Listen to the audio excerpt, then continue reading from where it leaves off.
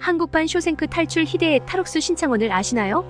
신창원은 1997년 대한민국을 뒤흔들었던 일명 한국판 쇼생크 탈출로 불리우는 희대의 탈옥수이며 탈옥한 이후로 무려 907일 동안 잡히지 않았다.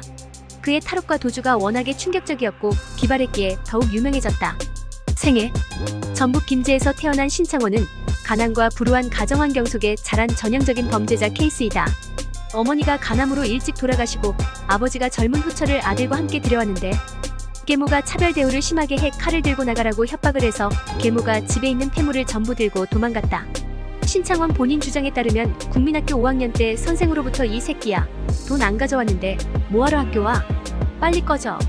같은 막말을 듣고 마음에 큰 상처를 받은 것이 범죄자가 된 계기라고 한다. 결국 신창원은 불우한 가정환경으로 인해 지독한 가난, 가족의 죽음, 아동학대, 가정폭력, 교사폭력, 언어폭력을 모두 겪으면서 암울한 인생을 살아 범죄자가 된 케이스라고 보여진다. 물론 그렇다 한들 정당화되지는 않는다. 범죄자의 길. 처음에는 불우한 가정환경으로 밖과 남의 가게에서 서리를 하곤 했는데 이때 달리기가 워낙 빨라 아무도 신창원을 잡을 수가 없었다고 한다.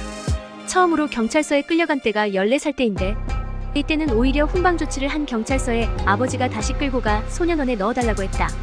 좋은 뜻인지는 몰라도 신창원은 감옥에 한번 갔다 올 때마다 범죄 행각은 더욱 대담해졌고 결국 강력범죄까지 저지르게 되었다. 또한 신창원은 어릴 때부터 싸움을 잘했다고 한다. 지는 걸 싫어하고 원하는 걸 갖기 위해 복싱을 배워 걸핏하면 남의 싸움판에 끼어들기도 했다. 그러다 한 번은 사람을 크게 다치게 한 일이 있었는데 합의금으로 줄 돈이 없어 후배들과 함께 지나가는 사람의 돈을 뺏기도 했다. 이후 서울에서 고향 선후배 4명과 모의해 슈퍼마켓과 금은방 등에서 강도 행각을 벌이다 1989년 3월 28일에 공범 김양훈이 문구점을 운영하는 피해자를 살해하게 된다. 다른 일당 4명은 닷새 뒤인 4월 1일에 다 체포되었지만 신창원은 총상을 입고도 도주에 성공했고 반년 뒤에야 간신히 체포되었다. 이후 강도치사죄로 무기징역을 받고 부산교도소에서 복역한다.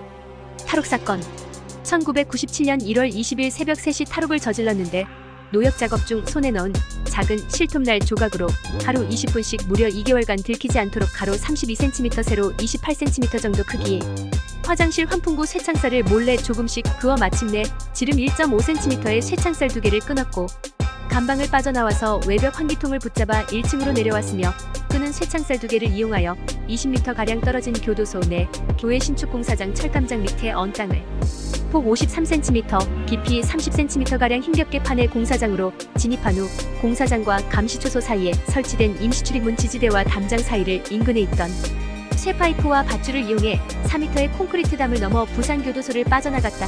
이 사건으로 부산교도소장과 보안과장이 직위해제되었다. 당시 신창원은 철통 같은 부산교도소를 빠져나가는데 1시간 30분밖에 걸리지 않았는데 여러 괴담이 돌 정도로 신출귀몰했다고 한다. 신창원은 탈옥을 위해 빠져나가기 쉽게 15kg을 감량하였고 신뢰를 쌓아 감시를 줄이기 위해 오랜 기간 동안 모범수로 지냈다고 한다.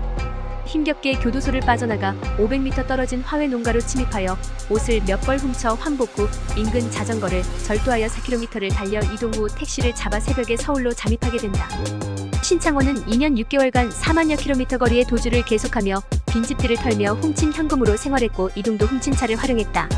그렇게 도망다니는 동안 경찰을 따돌린 횟수만 무려 6번이라 한다.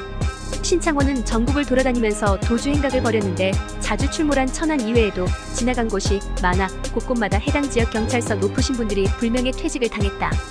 이리하여 신창원은 방송을 타면서 전국 구급으로 이름이 알려지면서 현상금이 1,000만원에서 5천만원으로 올라갔는데 이는 당시 대한민국 정부 수립 이래 사상 최고의 현상금이었다.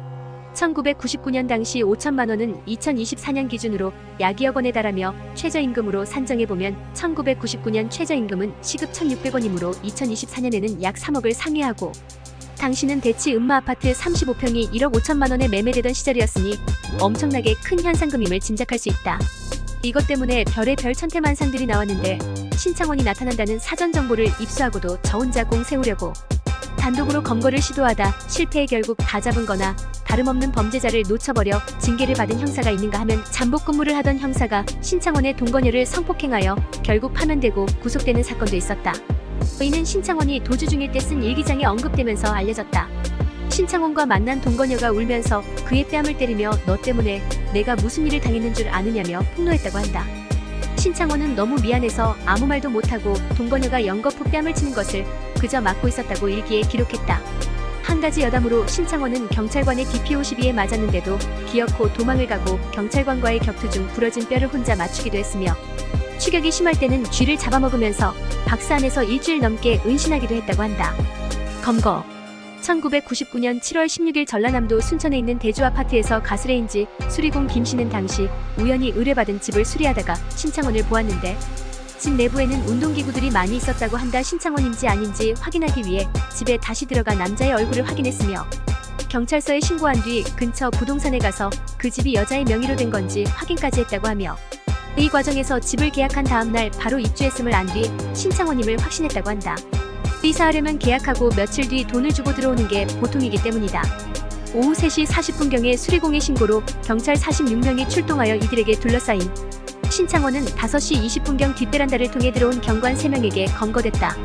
검거 당시 입었던 밑소니 니트 셔츠가 화제가 되어 한때 저 딱 달라붙는 티셔츠가 신창원 티셔츠라며 유행하기도 했다. 신고자 김구는 포상금 5천만 원과 더불어 경찰에 특채되었고 지금도 경찰로 근무하고 있다.